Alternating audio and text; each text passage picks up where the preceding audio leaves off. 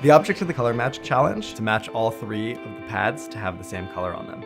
In this case, the middle one's not the same color. If a dog were to touch it, all 3 would be the same. You get a reward. I work together with a team of software developers in order to create the challenges that the dogs have, as well as the app experience so you understand what your dog's doing. We created the color challenge so that there were options to explore for your dog. So there wasn't a single thing that they had to do, but they could solve a puzzle by exploring. There are thousands of possible games that we'd want to make, and we have to decide which one are we going after, why choose a particular game. And so we all sat together and discussed, what is it about a game that makes it intriguing, that makes you want to know more about it, that it's not just one thing that you do over and over again, but there's different opportunities or options.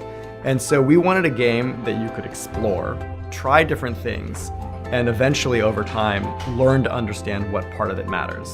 Part of the challenge is that you can't just right off the bat teach a dog a new skill, like they're not just going to get the hang of it when they start it.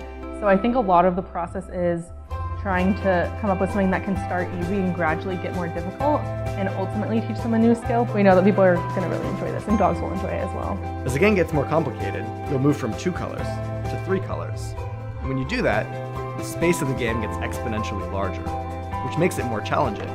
This means that dogs are going to have a really hard time memorizing what to do every time they see something. They actually have to have a strategy for navigating through it. Basically, if we didn't make the game hard enough, dogs would just kind of touch things randomly until they got some food, which is obviously not what we want to have happen. We had to gradually make the game a little bit more challenging to give dogs an incentive to not just be random. We want to show that dogs can do so much more, but we don't actually know until we try it. So we designed the game, gave it to 27 dogs, and watched what they were able to do.